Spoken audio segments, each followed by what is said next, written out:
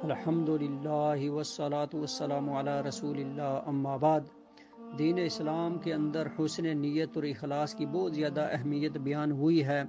اللہ رب العزت سورہ الزمر کے اندر ارشاد فرماتے ہیں فَاعْبُدِ اللَّهَ مُخْلِصًا لَهُ الدِّينَ، بس اللہ کی عبادت کرو اس حال میں کہ تم خالص اللہ کی عبادت کرنے والے ہو۔ یعنی جب بندہ عمل کرے تو خالص اللہ تعالیٰ کی رضامندی اور خوشنودی کے لیے عمل کرے، نہ کہ کسی کو دکھانے یا سنانے کے لیے۔ اور دین اسلام کے اندر اعمال کی قبولیت کی جو شرائط ہیں ان میں سے ایک شرط یہ ہے کہ بندے کے اندر اخلاص ہو، اس کی نیت درست ہو، پھر اللہ تعالیٰ اس کے عمل کو قبول فرماتے ہیں۔ اسی اخلاص اور حسن نیت کو دوسری جگہ تقوی سے تعبیر کیا گیا ہے۔ سورہ الحج کے اندر اللہ تعالیٰ فرماتے ہیں لَن يَنَالَ اللَّهَ لُحُومُهَا وَلَا دِمَاؤُهَا وَلَكِن يَنَالُهُ التَّقْوَى مِنكُمْ، کہ اللہ کو قربانی کا گوشت یا خون نہیں پہنچتا بلکہ اسے تو تمہارا تقوی پہنچتا ہے۔ جب تم جانوروں کو قربانی کرتے ہو تو اس کا خون زمین کے اندر چلا جاتا ہے اور اس کا گوشت تم استعمال کرتے ہو، لیکن اللہ تعالیٰ کو کون سی چیز پہنچتی ہے؟ وہ تقوی اور اخلاص ہے جو اللہ تعالیٰ کو پہنچتا ہے، وہ اطاعت ہے۔ عمل کرنے والے کی نیت درست ہو تو اس کا عمل اللہ تعالیٰ کے ہاں مقبول، اور عمل کرنے والوں کو اس کا ثواب ملتا ہے۔ اور اگر عمل کرنے والے کی نیت درست نہ ہو تو بظاہر وہ عمل کتنا ہی اچھا اور عمدہ کیوں نہ ہو، عمل کرنے والوں کو اس کا ثواب نہیں ملتا، بلکہ وہ عمل اس کے لیے وبال اور باعث گناہ بن جاتا ہے۔ گویا نیت تمام اعمال کی روح ہے۔ نبی کریم صلی اللہ علیہ وسلم نے ارشاد فرمایا، بخاری اور مسلم کی حدیث ہے، انما الاعمال بالنیات وانما لکل امرئ ما نوی، کہ تمام اعمال کا دار و مدار نیتوں پر ہے، ہر انسان کو اس کی نیت کے مطابق بدلہ ملے گا۔ اور بعض روایات میں اس حدیث کا سبب یہ بیان ہوا ہے کہ ایک شخص نے ام قیس نامی ایک عورت کو نکاح کا پیغام بھیجا مدینہ کے اندر، تو اس عورت نے اس وقت تک نکاح کرنے سے انکار کر دیا جب تک وہ ہجرت نہ کرے۔ تو اس آدمی نے یہ شرط مان لی اور اس نے ہجرت کر لی اور ان دونوں کا نکاح ہو گیا۔ لہٰذا وہ آدمی صحابہ کرام کے اندر مشہور ہو گیا تھا کہ یہ مہاجر ام قیس ہے۔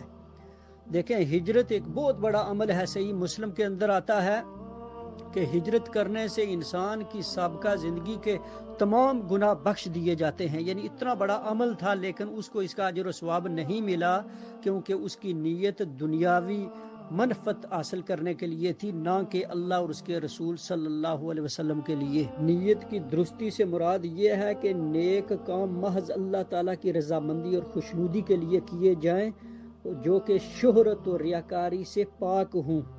ریاکاروں کے خوفناک انجام کے بارے میں سیدنا ابو ہریرہ رضی اللہ عنہ سے ایک روایت منقول ہے، جس کے متعلق بعض روایات کے اندر آتا ہے کہ سیدنا ابو ہریرہ رضی اللہ عنہ یہ حدیث بیان کرنے سے پہلے ان پر غشی طاری ہو گئی۔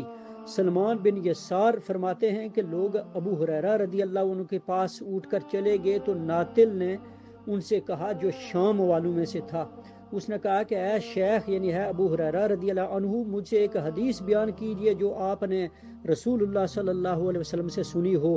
تو ابو ہریرہ رضی اللہ عنہ نے کہا، اچھا، میں نے سنا نبی علیہ الصلوۃ والسلام سے آپ فرماتے تھے، سب سے پہلے قیامت کے روز جس کا فیصلہ ہوگا، ان اول الناس یقضی یوم القیامہ، سب سے پہلے قیامت کے دن جن کا فیصلہ ہوگا وہ ایک شخص ہوگا جو شہید ہوا۔ جب اس کو اللہ تعالیٰ کے پاس لایا جائے گا تو اللہ تعالیٰ اپنی نعمت اس کو جتلائیں گے تو وہ پہچانے گا۔ اللہ تعالیٰ پوچھے گا کہ تو نے اس کے لیے کیا عمل کیا؟ تو وہ بولے گا کہ میں لڑا تیری راہ میں یہاں تک کہ شہید ہوا۔ اللہ تعالیٰ فرمائے گا کہ تو نے جھوٹ کہا، تو لڑا تھا اس لیے کہ لوگ بہادر کہیں اور تجھے بہادر کہا گیا۔ پھر حکم ہوگا کہ اس سے اوندے منہ گھسیٹتے ہوئے جہنم میں ڈال دو۔ اسی طرح ایک اور شخص ہوگا جس نے دین کا علم سیکھا اور قرآن پڑھا، اس کو اللہ تعالیٰ کے پاس لایا جائے گا، تب کہا جائے گا کہ تو نے اس کے لیے کیا عمل کیا؟ تو وہ کہے گا کہ میں نے علم پڑھا اور پڑھایا، قرآن پڑھا اور پڑھایا۔ اللہ تبارک و تعالیٰ فرمائے گا کہ تو جھوٹ بولتا ہے، تو نے اس لیے علم پڑھا تھا کہ لوگ تجھے عالم کہیں، اور قرآن اس لیے پڑھا تھا کہ لوگ تجھے قاری کہیں۔ تجھ کو عالم اور قاری دنیا میں کہا گیا، پھر حکم ہوگا کہ اس کو منہ کے بل گھسیٹتے ہوئے جہنم میں ڈال دو۔ اسی طرح تیسرے آدمی کو لایا جائے گا جس کو اللہ تعالیٰ نے مال دیا تھا اور سب طرح کے مال دیے تھے، وہ اللہ تعالیٰ کے پاس لایا جائے گا۔ اللہ تعالیٰ پوچھے گا کہ تو نے اس کے لیے کیا عمل کیا؟ تو وہ کہے گا کہ میں نے ایسی کوئی راہ مال خرچ کرنے کی نہیں چھوڑی جس میں تو خرچ کرنا پسند کرتا تھا اور میں نے اس میں خرچ نہ کیا ہو۔ اللہ تعالیٰ فرمائے گا کہ تو جھوٹ بولتا ہے، تو نے اس لیے خرچ کیا کہ لوگ تجھے سخی کہیں، تو لوگوں نے دنیا میں تجھے سخی کہہ دیا تھا۔ پھر حکم ہوگا کہ اسے منہ کے بل کھینچ کر جہنم میں ڈال دو۔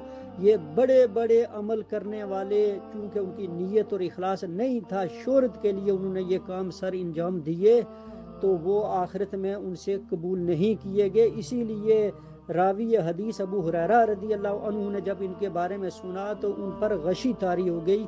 اللہ تبارک و تعالیٰ سے دعا ہے کہ وہ ہمیں حسن نیت اور ہمارے اندر اخلاص پیدا کر دے۔ وآخر دعوانا ان الحمد للہ رب العالمین۔